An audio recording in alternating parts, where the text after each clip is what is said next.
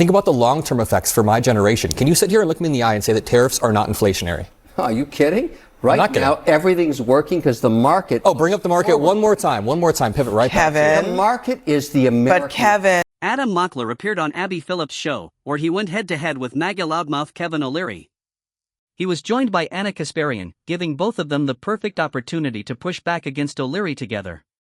It turned into a very entertaining discussion, and the debate only became more intense as it continued.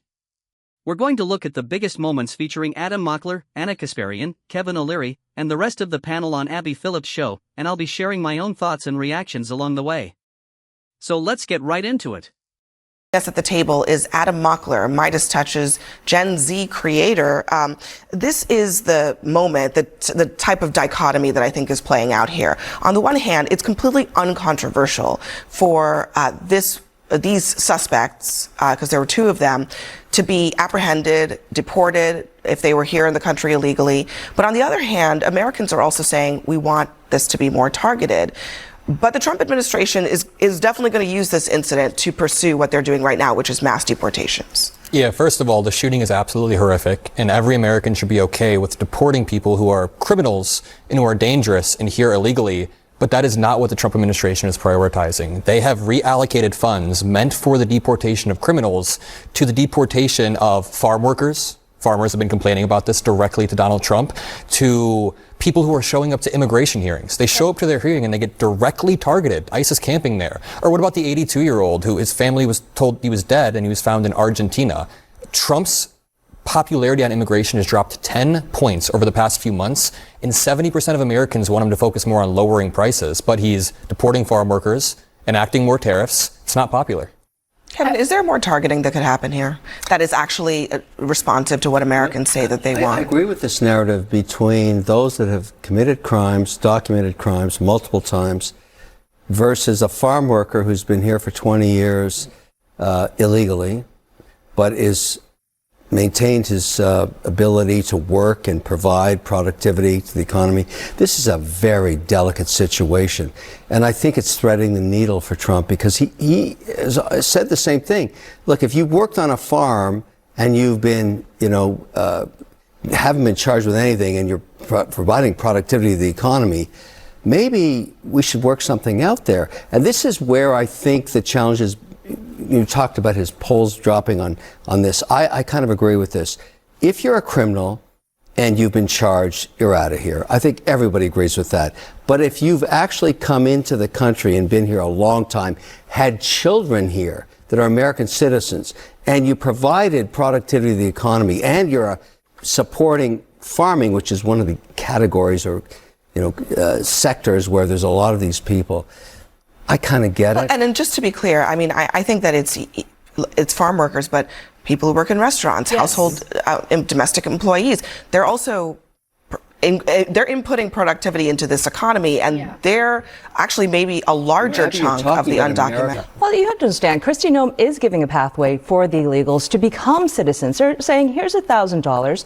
Deport yourself, come back in the right way. Look, my husband had to do it. My husband had to wait. We waited 9 years for his green card to become, and he just got naturalized last November, right? So why do we have to wait in line? Why do these guys just bum rush in and get all our benefits and take from our blue cities? My big problem with Los Angeles is that you have local mayors there giving the heads up to communities saying, hey, there's an ICE raid coming. You better leave and let's get the rioters in. I have a bigger problem what an elected official should do in not detaining or abiding by the detainer when someone's been convicted of a crime. I think they should at least cooperate with that and have that carve out, as you mentioned earlier. I think that carve out makes a lot more sense. I want to respond to Angie saying this gives a path. What this does is disincentivize people from going to the courthouse and following the proper procedures. And part of the reason they're being so aggressive is because of this arbitrary quota set by Stephen Miller, 3,000 a day, meaning people who are going to courthouses, being detained, being deported. Again, workers, people who are contributing to this country. So do you think it's okay when somebody who is following the proper processes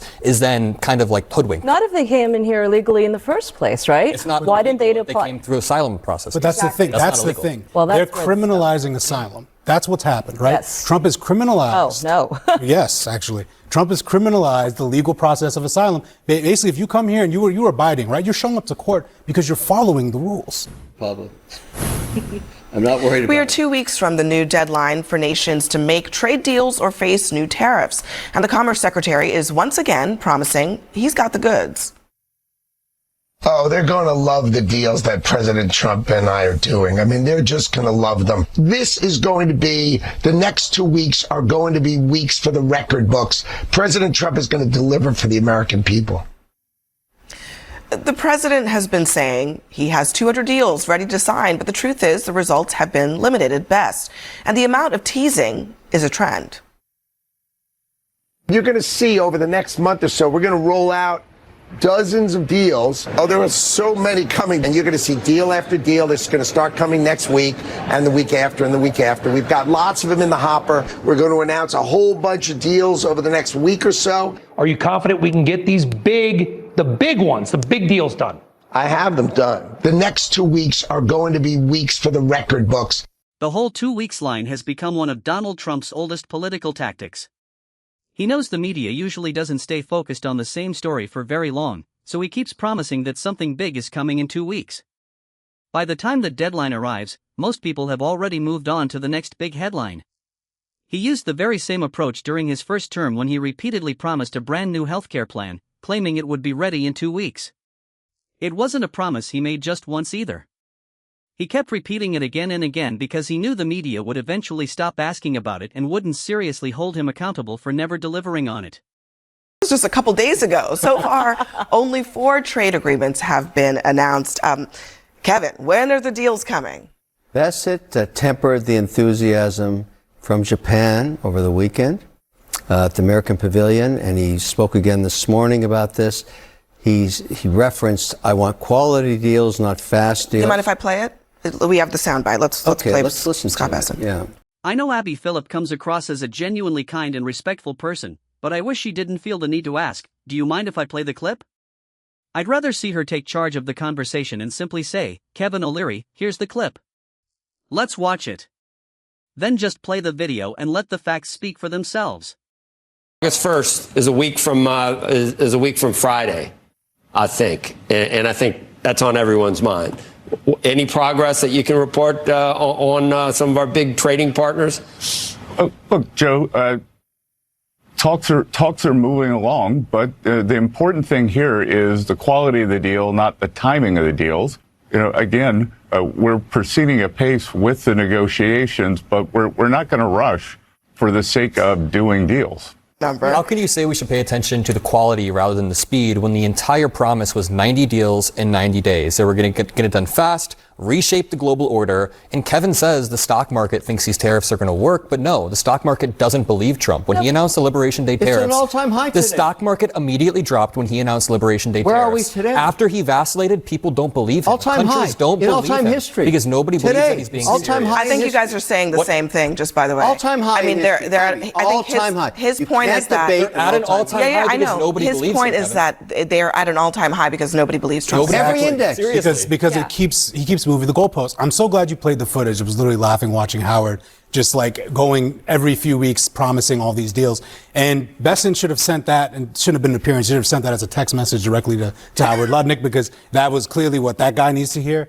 But overall, the reason why he's not getting these deals, I just think we got to talk about the big picture here. If you're a foreign government, ally or adversary, or counterpart, whatever, are you going to make a deal with Donald Trump? And how can you believe that the U.S. is not going to have a sporadic change 3 years from now? I think Trump has eroded global trust in the American economy and American deal making. You mean the all-time high market ever in history? It's high because they don't believe. The all-time high? They think Trump is going to chicken never out. been higher. Never been worth more. Never been more successful. Never. When the Liberation It's eroded what trust? All-time high. Today at 4:30. In history, never worth more. What are you talking about? Well, look, let's see what happens on August 1st when he announces the American up to people 50% are also up and down. The American people are also in a situation that you're kind of describing, which is that Trump says, "I'm going to do X, Y, and Z," and they say, "Don't believe you. Sorry." I mean, is he just sort of the economy is supposed to be his biggest issue?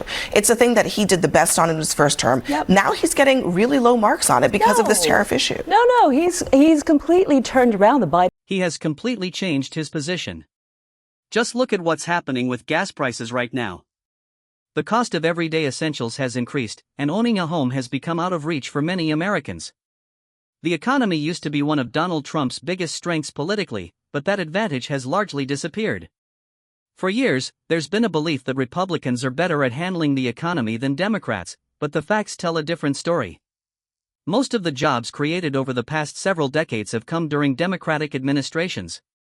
The stock market has also generally performed better because it hasn't experienced the same sharp boom and bust cycles that often happen under Republican leadership and, in my opinion, under the worst president of all time, Donald Trump. When you have America First trade deals, that by definition means that someone's going to come second. So let's take Japan. They just had their upper house elections where they lost. Can I just quibble? I have to quibble with that one too, because the idea that trade is a zero-sum game is not. Not everybody agrees with that, okay? That might be Trump's view of it, but that is not the view of trade when you look across the history of globalization. We have won, and so have other countries. It's not a zero-sum game. But here's the thing. Japan can't make these deals when they have a snap election coming up in September, right? Right now, these deals do not benefit them because it benefits America. America first, Japanese second. So that's why all of this takes time. Here's what Americans say about all of this. Is Trump focusing enough on the economy or on tariffs? They say too much on tariffs, 61%. The majority of Americans oppose tariffs on imported goods, just about the same percentage, 60%. That's a pretty lopsided assessment of that particular issue, and this idea that Trump is not focusing enough on the thing that he was elected on, which is the cost of their daily lives. I have a huge problem here with this argument. Your investment account is worth more tonight at 4:30 than it's ever been in history. Kevin, you got to look outside of your own perspective. No, Most I don't. Americans are not heavily invested in the stock market. Kevin, Most Americans thank goodness are I'm here to bring reality. Okay, also, wonderful. You're doing really well. You're heavily. He's such a clown. Kevin O'Leary once again proves just how disconnected he is from the everyday lives of ordinary Americans. Anna Kasparian makes an excellent point when she explains that most people aren't heavily invested in the stock market. While reports show that around 60% of Americans own stocks in some way, whether through personal investments, 401(k)s, or retirement accounts, that still leaves about 40% of the country with no stock ownership at all. Kevin O'Leary talks as if everyone has an investment portfolio because he's wealthy and spends most of his time around other wealthy people. He has no real understanding of what life is like for the average American who is struggling just to cover basic expenses. He's not asking the person who serves his morning coffee about their investment portfolio. Instead, he's surrounded by rich investors who closely follow the market, so he assumes everyone else does too. Anna Kasparian's argument perfectly shows just how out of touch Kevin O'Leary really is. Market. No, every American is. Every American is. It's high today, but the stock market has been existing in the volatility of Trump's mind. What he decides to do one day shifts and moves the markets. The sentiment is everywhere. The uncertainty, you talk to any actual investment bank or someone who's actually making long-term decisions, they can't. Our foreign adversaries, our counterparts, they can't. They don't know whether or not in the next 3 years, J.D. Vance will tear up all these he's doing it, keep doing it. So actually, Kevin, it's working. I was going to just say that very thing, which is that it seems like what you really like about what Trump is doing right now is that he's not doing what he said he's going to do. Yeah. Good point. Abby, in the end of the day, at the end of the day, that is what has gotten market believe. That's what's gotten us where we are. Oh, no. I don't want to talk stock. I want to talk about the American at the kitchen table putting their child. Are you going to say that tariffs consumer sentiment is down? All I'm saying is this tariff stuff and all this narrative, it's going to end up being reciprocal tariffs between countries, equal tariffs between EU, Canada, Australia, India, Vietnam, Indonesia. All we are saying is let's make it equal. And I think the market believes that. You may not, but meanwhile, the index that matters, the wealth of an American's savings account, you can't win your argument tonight at 4:30. I'm sorry. It's already been decided by fact. Adam, last word. You lost. If tariffs worked, Trump wouldn't have to gaslight the American people about who paid the tariff in the first place, and you wouldn't have to pivot to the stock market every single time we try to bring up the on-the-ground effects, the unpredictability that tariffs create. Think about the long-term effects for my generation. Can you sit here and look me in the eye and say that tariffs are not inflationary? Are you kidding? Right not now, everything's working because the market. Oh, bring up the market one more time. One more time. Pivot right back to it. Kevin. The market is the American But Kevin, economy. it was, You have, like, one talking a point? super simple question. Which Are is? tariffs inflationary or not? Not yet, there haven't been. I know, but are they Well, the inflationary? 2.7%. Data from June shows that prices have gone up. There's a little bit of inflation, which informed Jerome Powell, head of the Federal Reserve. Eggs are down Let me finish my point. 33%. Let me finish my point. It informed Jerome Powell's decision to hold off on cutting interest rates. Exactly. People are unable to buy homes because mortgages You know what I'm are beginning far to more learn? expensive. You guys hate numbers. No, I don't hate numbers. I actually love numbers. You hate numbers. But Bring up the market I'll say again. I something- bring you numbers, I'll you say hate something them. positive about Trump. I'll say something positive about his tariff policy. Last word, Anna. In his first term, he was way smarter about tariffs. They were targeted. They were smart. They were so good that Biden came in, he kept them in place and even expanded upon them. But what Trump did by slapping on these insanely high tariffs, this like coercive thing with every country we do trade with, think about it. If I were one of those countries, how about we band together and refuse to make good deals with Trump? This was Adam Mockler's first appearance on Abby Phillips' show, and the arguments he made were right on target. Since then, many people feel that conditions in America under Trump's second term have only become more difficult. Watching Adam Mockler and Anna Kasparian team up against Kevin O'Leary, better known as Mr. Wonderful, made for a very entertaining debate. Honestly, that nickname sounds like something he probably came up with himself because it's hard to imagine many people describing Kevin O'Leary as wonderful. At the same time, Americans have continued to face growing economic concerns.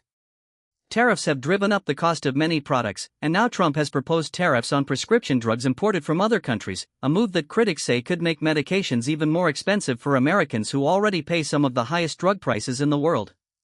On top of that, gas prices remain high, and the cost of everyday living continues to rise. As I mentioned earlier, Trump's approval rating has dropped to around 30%, and it will be interesting to see whether it falls even lower. What many voters once saw as his greatest political strength, the economy, no longer seems to carry the same level of confidence. It also reminds us that having a lot of money doesn't automatically mean someone has good judgment. Every time Kevin O'Leary appears on Abby Phillips' show, he gives his critics more reasons to challenge his arguments. It was entertaining to watch Adam Mockler and Anna Kasparian work together and push back against Kevin O'Leary throughout this discussion. Now I'd like to hear what you think. Maybe you believe Kevin O'Leary made the stronger case, or maybe you think Adam Mockler and Anna Kasparian clearly came out on top. Share your thoughts in the comments and let me know whose side you are on after watching the debate.